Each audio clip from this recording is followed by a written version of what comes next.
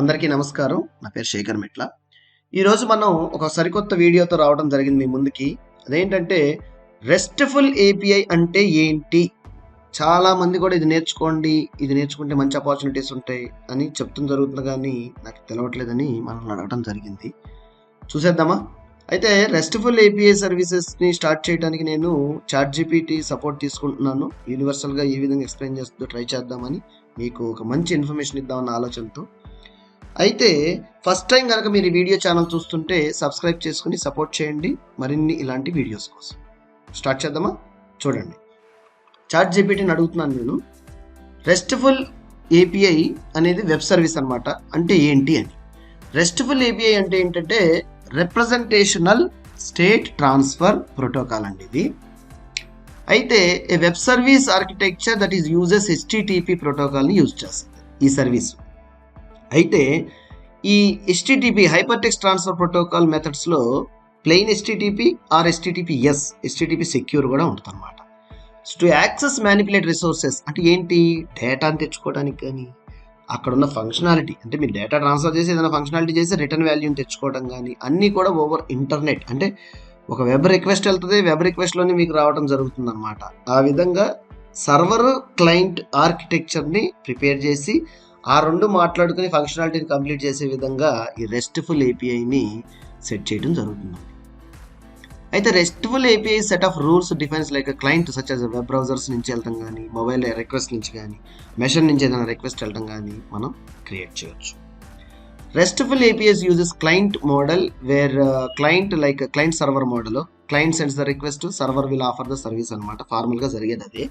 అయితే ఏ విధంగా డేటా క్లయింట్ దగ్గరికి సర్వర్ దగ్గరికి ఇంటర్చేంజ్ అవుతూ ఉంటుంది అంటే JSON object, JavaScript object notation, JSON objects రూపంలో, కానీ XML పేరెంట్ చైల్డ్ నోడ్స్ అంటారు అనమాట. XML ఫార్మాట్ దీంట్లో, కానీ మోస్ట్ పాపులర్ ఏంటంటే ఇవాళ నవేడేస్ జేసన్ అవుతుంది. అంటే ఈజీగా తక్కువ టైంలో రాయొచ్చు అనమాట జేసన్.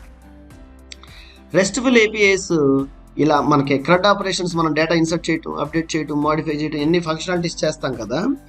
ఇక్కడ HTTP మెథడ్స్ యూజ్ చేయాల్సి ఉంటుంది రెస్ట్ఫుల్ ఏపీఐ. ఏంటి? Get to, post to, put to and delete. చాలా సింపుల్, ట్రై చేయండి. ఏంటి అనేది ఎక్స్ప్లెయిన్ చేసుకుంటూ చదువుకుంటే ఇంకా బాగుంటుంది మీరు. అయితే కీ ఫీచర్స్ ఏంటి? రెస్ట్ఫుల్ ఏపీఐని ఎందుకు వాడాలి చూద్దాం. స్టేట్లెస్ అండి ఇది. అంటే the server does not store any client context between రిక్వెస్ట్లు పంపించింది నేను స్టోర్ చేసుకున్నాను ఇలాంటివి ఏమి ఉండవు. ఎప్పుడైతే రిక్వెస్ట్ వస్తుందో దానికి కావాల్సిన ఇన్ఫర్మేషన్ ఇచ్చేయటం వదిలేయటం.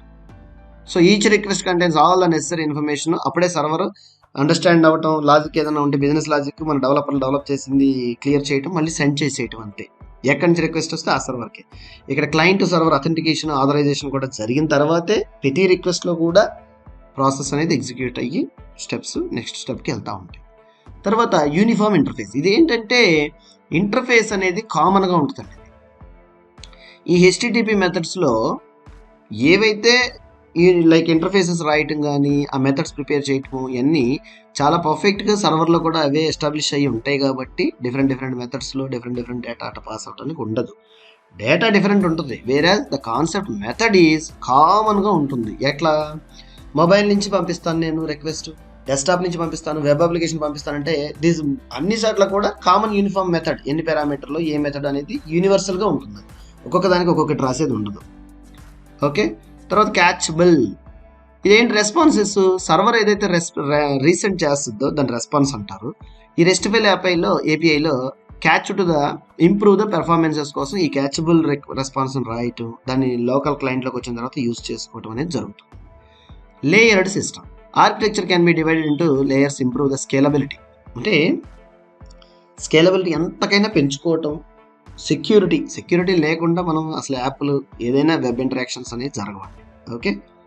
క్లయింట్ సర్వర్ ఏంటి? క్లయింట్ వేరు, సర్వర్ వేరు.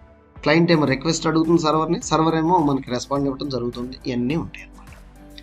RESTful APIs widely building web and mobile applications. ఏదైనా మిషన్ నుంచి రిక్వెస్ట్ వెళ్తుంది, కంప్యూటర్ రిలేటెడ్ సిస్టమ్ లాంటి మిషన్ కానీ ఇలాంటివి ఏమైనా ఉన్నా కూడా రెస్ట్ఫుల్ ఏపీఐతో మనం సర్వర్ని ఇంటరాక్ట్ అవుతూ ఉండొచ్చు ఫర్ లైవ్ డేటా కోసం. ఓకే.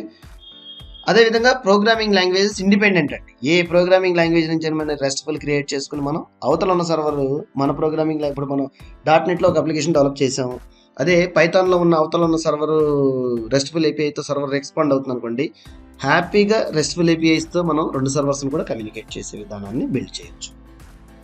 సో ఇవన్నీ కూడా మీరు చక్కగా నేర్చుకుని రెస్ట్ఫుల్ ఏపీఐస్లో కూడా మంచి కెరీర్ ఆపర్చునిటీస్ ఉన్నాయి, ట్రై చేయండి. హరి సిస్టమ్స్ కూడా RESTful API services with PHP open సోర్స్తో ఎలా స్క్రాచ్ నుంచి స్టార్ట్ చేసి క్రియేట్ చేసి బిల్డ్ చేయొచ్చు, టెస్ట్ చేయొచ్చు అనే కోర్సెస్ని కూడా పబ్లిష్ చేయడం జరిగింది. Very low courses. ఈ రోజు ట్రై చేయాలనుకుంటే బిలో డిస్క్రిప్షన్ లింక్లో ఆ కోర్సెస్ ఉంటాయి, ట్రై చేయండి. లేకపోతే కమెంట్ ద్వారా తెలియపరిస్తే మేము ఆ కోర్సుని అరేంజ్ చేస్తాం తప్పకుండా. ఈ వీడియో మీకు యూస్ఫుల్ అయింది అనిపిస్తే సబ్స్క్రైబ్ చేసుకుని సపోర్ట్ చేయండి. ధన్యవాదాలు.